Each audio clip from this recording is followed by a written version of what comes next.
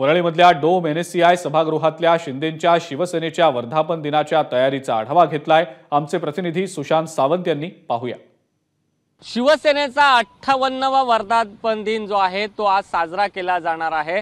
शिवसेना अर्थात शिंदे गटाकडून आपण जर बघितलं असेल तर जय्यत तयारी जी आहे ती या वर्धापन दिनाची करण्यात येत आहे. वरळी डोम येथे खऱ्या अर्थाने हा शिंदेंच्या शिवसेनेचा वर्धापन दिन साजरा केला जाणार आहे. मात्र आपण या ठिकाणी जे फलक लावले आहेत ते जर बघितलं असाल तर यावर एक वाक्य दिसतंय, ते म्हणजे वाघानं वाघासारखं वागावं, भगवं आहे रक्त गर्वाने सांगावं. आणि वरती लिहिलंय बाळासाहेबांच्या विचारांचे वारसदार, भगवा विचार त्याला जनाधार.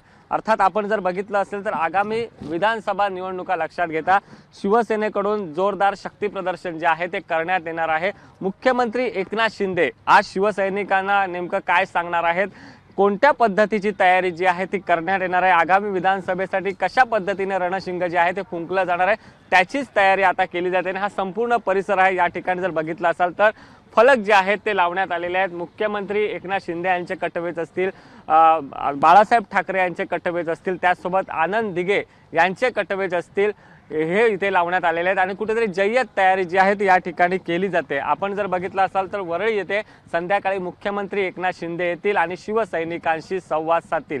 कॅमेरा पर्सन अनिल प्रस्तोगीसह सुशांत सावंत, ABP माझा, मुंबई. ABP माझा, उघडा डोळे बघा नीट.